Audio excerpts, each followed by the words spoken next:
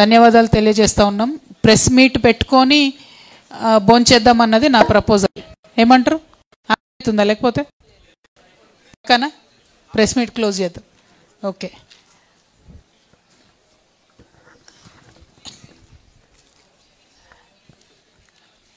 జై తెలంగాణ. నిజామాబాద్ ప్రజలకు సలీం భాయ్ సబ్లో నిజామాబాద్ ప్రజలకు మనస్ఫూర్తిగా ధన్యవాదాలు తెలియజేస్తూ ఉన్నాను. నిన్న అక్టోబర్ 25వ తారీఖు నుంచి తెలంగాణ జాగృతి జనం బాట అనేటటువంటి కార్యక్రమాన్ని ప్రారంభించుకొని మొట్టమొదటగా నిజామాబాద్ జిల్లాకు వచ్చినాం. మరి నిజామాబాద్ జిల్లాకు రావడంతోనే పెద్ద ఎత్తున డిచ్పల్లి ఇందల్వాయి టోల్గేట్ దగ్గర నుంచి మొదలు పెడితే మన పెద్ద ఎత్తున యువమిత్రులు బైకులతోని, ర్యాలీలతోని, ఆడబిడ్డలు బతుకమ్మలతోని అట్లానే చాలామంది తరలి వచ్చి మరి అండగా నిలబడతామని చెప్పి మాట్లాడినటువంటి విధానం, స్వాగతం పలికినటువంటి విధానం నిజామాబాద్ బిడ్డలందరికీ కూడా మనస్ఫూర్తిగా నేను నా ధన్యవాదాలు తెలియజేస్తూ ఉన్నాను. మరి వాళ్ళ నిన్న జనం బాట కార్యక్రమం ప్రారంభిస్తే రావడమే నిజామాబాద్ పట్టణంలో మా ఆత్మీయంగా మా కార్యకర్తల నాయకుల్ని పలకరించుకున్న తర్వాత ఎంచా అనే గ్రామంలో బోధన్లో మరి ముంపు గురైనటువంటి గ్రామాలను, ఆ పొలాలను పరిశీలించడానికి వెళ్ళడం జరిగింది.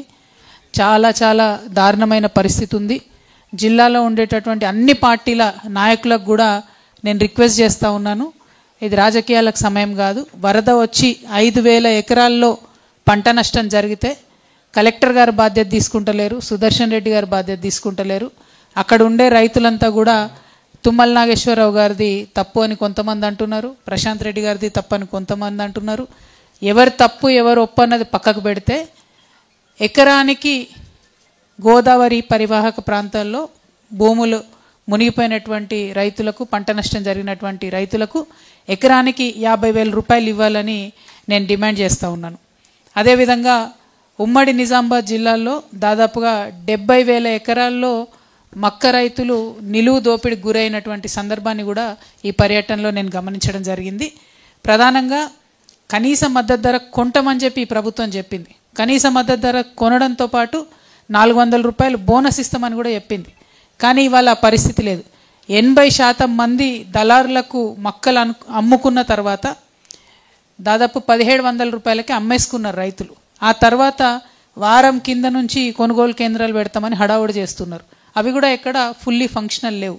సో నేను రిక్వెస్ట్ చేసేది ఏంటంటే, ఈ ప్రభుత్వాన్ని డిమాండ్ చేసేది ఏంటంటే, మీ అలసత్వం వల్ల, మీరు ఆలస్యం చేయడం వల్ల, మీ పట్టిలేనితనం వల్ల ఒక్కొక్క మక్క రైతుకు 700 రూపాయల నష్టం జరిగింది పర్ క్వింటాల్. తక్షణమే మక్క రైతులకు బోనస్ చెల్లించాలని, మక్క కొనుగోలు కేంద్రాలని ప్రారంభించాలని ఈ సందర్భంగా డిమాండ్ చేస్తున్నాం. సేమ్ ఇదే విషయం వరి రైతులకు కూడా జరిగింది. మొత్తం దళారులు కొనేసుకొని వెళ్ళిపోయిన తర్వాత ఇప్పటి వరకు కూడా ప్రభుత్వం మేల్కోకపోవడం చాలా దారుణం. చాలా చోట్ల తడిసి ముద్దయిపోయింది ధాన్యం, మొలకలెత్తుతున్నది, బూజు పడుతున్నది. దయచేసి తడిసిన ధాన్యాన్ని కూడా చివరి గింజ కంట కడత లేకుండా కొనాలని కూడా ఈ సందర్భంగా నేను ప్రభుత్వాన్ని డిమాండ్ చేస్తూ ఉన్నాను. అట్లానే మరి పోయిన యాసంగిలో కొన్న వడ్లకు కూడా ఇప్పటి వరకు బోనస్ ఇవ్వనటువంటి పరిస్థితి. మధ్యలో ఒక సీజన్లో ఎగ్గొట్టినరు బోనస్. సో ఇప్పుడు ఎవరైతే సన్న రకాలు పండించిరో వాళ్లకు బోనస్ ఇవ్వాలని చెప్పి కూడా నేను కోరుతా ఉన్నాను. వాస్తవానికైతే కాంగ్రెస్ వాళ్ళు ఏ రకం పండించినా బోనస్ ఇస్తామన్నారు ఎన్నికల ముందు. తర్వాత మాట మార్చి సన్న రకం అంటున్నారు. కాబట్టి కనీసం సన్న రకానికైనా ఇమీడియట్గా బోనస్ ఇవ్వాలని డిమాండ్ చేస్తూ ఉన్నాను. అట్లానే బీడీ కార్మికులకు సంబంధించి మీరు చూస్తున్నారు, ఒక్కొక్కసారి ఒక్కొక్క కంపెనీ ఆడబిడ్డలకు ఇవ్వాల్సినటువంటి జీతంలో డబ్బుల్లో దాదాపు 10 రూపాయలు కోసేస్తున్నటువంటి పరిస్థితి. నిన్న మొన్న ఒక కంపెనీ మీద మన వాళ్ళందరూ పెద్ద ఎత్తున ధర్నా చేసిండ్రు. కానీ అది ఒక్క కంపెనీ కాదు, ప్రతి కంపెనీలో కూడా ఇదే పరిస్థితి ఉన్నది. అంతకుముందు వస్తున్నటువంటి పెన్షన్తోనే కొంత బతుకుతున్నారు తప్పితే ఒక్క 20 రోజులకు ఎక్కువ బీడీలో పనిచేసే పరిస్థితి లేదు. సో దానికి సంబంధించి మరి తక్షణమే ఈ జిల్లాలో ఉన్నటువంటి, మన నిజామాబాద్ జిల్లాలో ఉన్నటువంటి కాంగ్రెస్ నాయకులు, అదేవిధంగా బీజేపీ ఎమ్మెల్యేలు ఉన్నారు, వాళ్ళందరూ కూడా కలిసి కొట్లాడాలని చెప్పి సందర్భంగా డిమాండ్ చేస్తున్నా.